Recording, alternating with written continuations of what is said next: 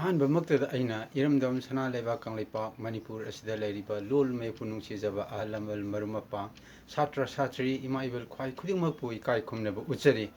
ꯑꯃꯗꯤ ꯂꯣꯜ ꯃꯌꯦꯛ ꯁꯟꯗꯣꯛꯄ ꯃꯇꯝꯗ ꯃꯤꯑꯣꯏꯕ ꯑꯃꯗꯤ ꯑꯇꯣꯞꯄ ꯂꯨꯞꯁꯤꯡꯒꯤ ꯃꯤꯑꯣꯏ ꯀꯌꯥꯕꯨ ꯃꯤꯅꯨꯡꯁꯤꯒ ꯂꯣꯏꯅꯅ ꯂꯣꯜ ꯃꯌꯦꯛ ꯁꯟꯗꯣꯛꯄꯤꯕ ꯈꯨꯗꯤꯡꯃꯛꯄꯨꯁꯨ ꯑꯩꯍꯥꯛꯅ ꯏꯀꯥꯏ ꯈꯨꯝꯅꯕ ꯎꯠꯆꯔꯤ I respect to all the person who teach Mitai Mayek and Mitai alphabet to other person with sympathy ngasi aina sandokjagadoriba mitai mayek ki matang asi mitai mayek ki horlon gi matang dani horlon si matang da amada ayamba naina jakre hojik naina jagadaba sina kona hapsilakpa mitai mayek mapal aidi matam gi matungina ahung balakpadagi hapsilakpa mitai mayek mapan gog jam rai ba jil dil ngau dhau bam haiba mayek mapal asigi matangda nainajagadabani adudi ai hojik mathang chatharakage ngasi nainajariba asi hana mamangda santhokhiba 182 MLPP P722 de 19 September 2022 asida sandokhiba asigi makha tarakpa oina sandokjagadabani adudi aya hojik mathang haijarake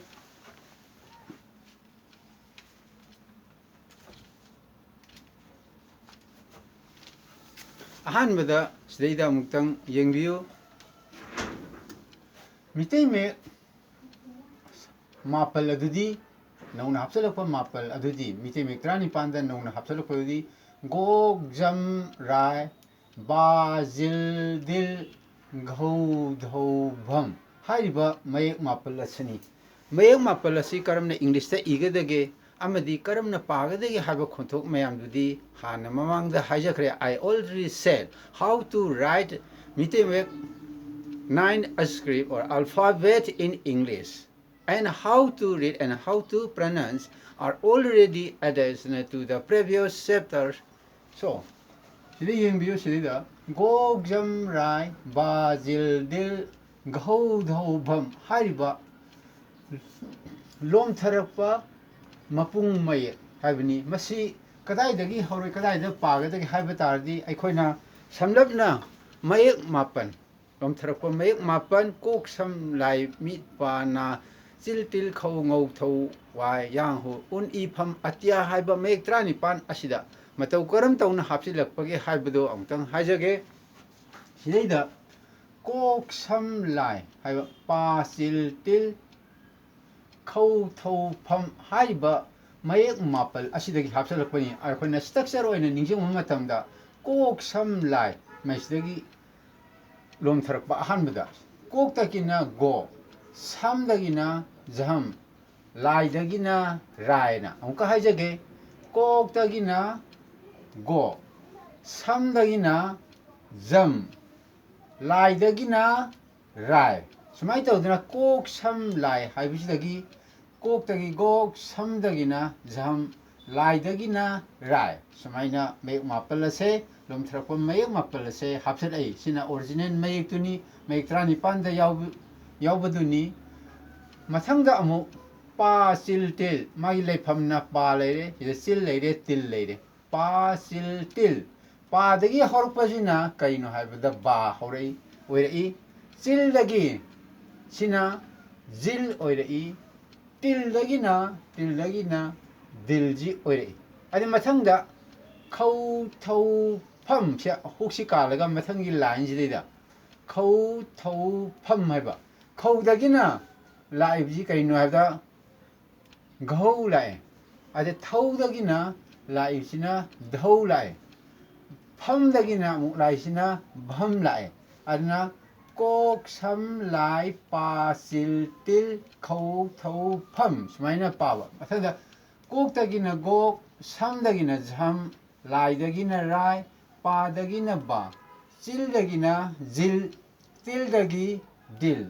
khau dagi ghau thau dagi dhau pham dagi bham sumai tawdana mayek mapal ase hana leiramniba mayek 19 asidagi horai so 9 alphabets are changed from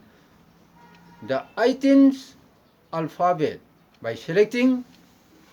kok sam lai pa sil til khau thau pham aduna akhoi na kamai tura ningjang ga de hai batar ga di hoji aina hajagi ba kok sam lai pa sil til khau thau pham hai ba mayek sing ase figure sing ase yel ga ningsing bana hena nuai asina karamna ningsing ga de hai bagi matang da haijabani aduna masigi example sing ase amuk mathang mathang pijarake hoji lom tharapa mayek mapal matanggi matungina honglakpa mayek mapal ase masik matau karam tauduna hongthorok laba matungda lom tharak laba matungda wahai sing ase karam karam wahai lei haibdo ai example oina pijage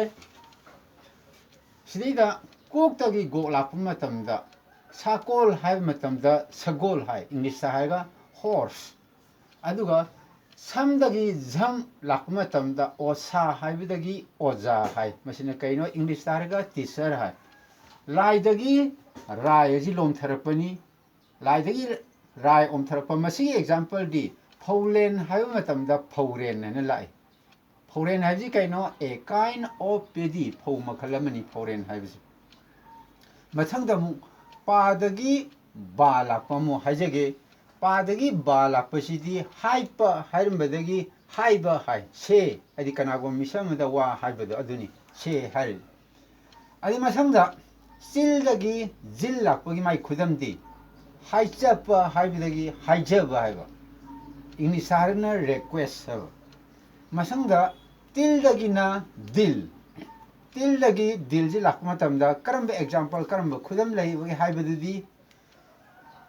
tang tang ba hai matamda tang dang ba haiba obvious sabdi mayek sengba khanaba hai tare ko tang dang ba mayek sengna ubda khangbuda adi mathangda khaudagi ghau lakpadi karamba example lege hai targadi sidedi yengyo khari haiba matamdagi gari lagi gari da clock ai mathangda mu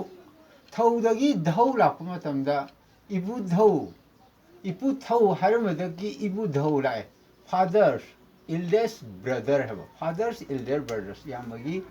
yam ipabagi eldest brother khwaidagi ahaloiba mayam bado ko masangda phamdagi bham lakpadi kai la e magi example da phalat haibdagi bharat hai english da bharat abdi india da ko bharat rejila eba phalat haibdagi bharat rejila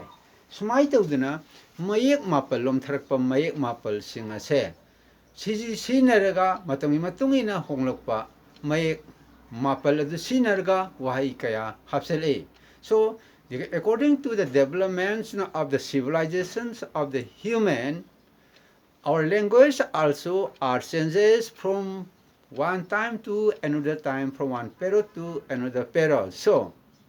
9 alphabet are added for making and for adjusting the change of our language adi makhada mu yengsi adi sida mayek mapal ase masina kari haya maming thon gadege haibati matamgi matungina miyubagi wangangda ahongba lakpadagi semdorak liba honglak liba mayek sing aduba aikona lom tharakpa mayek kawi adudi lom tharakpa mayek ti adi lom tharakpa mapung may hamatamda matamgi matung ina miyubagi wangangda ahongba lakpadagi thaitharakpa lol singbu phongdokpada sinaba mapung mayek singbu lom tharakpa mapung mayek kawi aduna matamgi matungina miyubagi wangangda ahongba lakpadagi lom tharakpa wahai sing asibu phongdokpada sinaraba mayek sing asibu lom tharakpa mapung mayek kawi adi makha tarakpa oina ngasi nainajariba mayek mapal lom tharakpa mayek mapal asidaida kari wahai wata adi arum ayangda ahongba lakpage hapsilakpage haibadu tentang namutang nainajage sidaida hana mamangdu haijakhare inap haibase rising tone arti haibase rising tone english ta aiga manai masi karino secondary symbol oina sijinai chatap oina sijinai inap sida yetalum hapaga na mase falling tone ni arumbani masi english ta iga manai Masih अखोना secondary symbol ओइना सिनै secondary symbol हाइबदी सैतप हाइबनी सोदबु येंगसी सिदैदा ई सिदैदा लोनसुम ओइना सिनरगा मयाई वाइदगी सिंथर सिंगो एसिना मयाई वाइदी सिंगै अरे मसीबु करी कवे हाइदा rising tone नि मसी करिनो लोंग tone हारगा खंगनै लोंग tone हारगा मसी करी ओइना सिनै लोनसुम ओइना सिंगलै English ता आई ना सिजिनै मसंगदा number 5 दा ई लोनसुम सिदैदा येता लुम मा हापगा मसे फोलिंग टोन ओइना सिजिनै आई मखादा फैना लाइन अमा सिंगी मसे लोनसुम ओइना सिजिनै अदि मसंगदा ई हाइबांगा ई दा मथकता मरिक तप अमगा ई हाइबसिना राइजिंग टोन नि अदि मसे ई मसी करिगा मानै हाइबदा आइगा मानै रिप्रेजेंटेड वोयल ओइबा रिप्रेजेंटेड वोयल ओइबदि काइनो वोयल ओइना सिजिनै हाइबा सेकेंडरी सिंबल हारगना चैतप ओइना सिजिनबा हाइबा सिदै आई सबति मानरे अदु मिते मेक्तदी खेनर एजी सिना इनप ओइरे सिना ईदा लोनसुमदा येता लुमम हापे अदे मखादा अमु सिदैदा ईगिदा मथकता मरिक अमा हापगा एफ टी नि मसी फोलिंग टोन नि आईगी मथकता फैना लाइन अमा सिंगे मसी करिनो रिप्रेजेंटेड वोयल ओइना सिजिनै एस टी हाइबदी कइनो शॉर्ट टोन हाइबनी फोलिंग टोन हाइबसे मसी शॉर्ट टोन हाइरसु खंगनरे अदुगा राइजिंग टोन हाइरगना लोंग टोन हाइरगसु खंगनरे सिदैदा अखोइना मफम जे अखोइना निंजिंग छबदा इज द राइजिंग टोन जे 1 जे सिदैदा यावरिबसिनी सिदा आई सिदैदा या ई इनप यावरिबसिनी सिदैदा इनप यावरिबसिनी अदुगा इनप सिदा लुम यावरिबसे 4 सिदानी सिदैदा इनप सिदा लुम यावरे अदुदी मसे अखोइना मथंग नैनरप मतमदा अखोइना निंजिंगदबदी सिदैदा इनपता लुम हापतारगदे मसे फोलिंग टोन ओइना सिजिनरे मसे सेकेंडरी सिंबल ओइना सिजिनबनी अदा ई लोनसुमदा येता लुम हापा हाइतारगदे सिदा हाइबा मतमदा ई लोनसुमदा लुम हापिजे हाइबा हाइजे करुंबा लुम लो सिदा लोनसुमजी यावरमद्र तार ये थंबा लुमजी यावरमद्रदे हाइबा इना पोसे हाइबा इना निंजिंगदबनी अदु सिबु लुम हापबन मसे से हाइदि वांगांबा अदुमाइना सिजिनै मथंगदा अमु 6 7 जिदा ई मथंगदा मरियम हापतारदि मसे फोलिंग टोनी रिप्रेजेंटेड सिंबल ओइना सिजिनै सि मतंग सिदैदा इबुदाउ हाइबा मतमदा मसिगिजे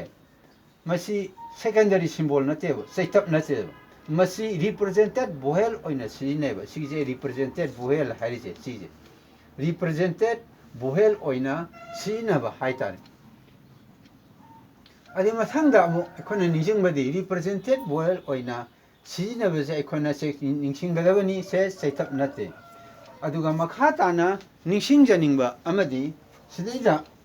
निंसिंगजनिंगबा अमदी मणिपुरी लोल हाइबसे मितै लोल हाइबगा माने अमरमदा कंगलै लोल हाइबगा मानी अदा मितै मे हाइबसे कंगलै इए हाइबगा माने कंगलै अल्फाबेट हाइबगसु माने सिमतंग निंसिंगजबदा मणिपुरी लोल मितै लोल कंगलै लोल मितै मये कंगलै अल्फाबेट असुमना मतांग असिदा ngasiगी ओइनदी मितै लोल की ग्रामर नैनबा हाइबदी मितै लोलगी लोसुम पथा परि नैनबसी मतंग असिदा लोइजरे चैनल असिगी ममिंगना मणिपुर लैंग्वेज फीचर अदुगा अहाकी इमिंगना ngangkham प्रेमेश्वर मतंग असिदा मणिपुरी लोल ग्रामर असिगी मितै लोलगी लोनसुंगी पथा परिंग संदोकचबा मतंग असिदा लोइजरे चैनल असिगी ममिंगना मणिपुर लैंग्वेज फीचर अहाकी इमिंगना ngangkham प्रेमेश्वर अमदी लेबाकी अखंग अहिसिंगना अहांगना खरा खंगजबा मियामदा पाउदमजबा सिदा अवादापा हाइबिरउ आय हरावना लोक्सिनजगनी अमदी लोल मेयपु नुंगसिबा मियोसिंगना अतोपा मियोसिंगदा अमदी अतोपा लुपसिंगी मियोइदा ताकपी तमिबा मतमदा नुंगसिबा थौजाल हाइबा मियंगा लोइना तंबिरिबा मिपुम खुदिमकपु अहांगना इकोनुना खुरुमजरी मतंग असिदा ngasiगी ओइनदी मणिपुरी लोनसुम पथा परिंग मणिपुरी ग्रामर संदोकचबा लोइजरे पुनमकपु इकाय खुमनबा उच्चरी।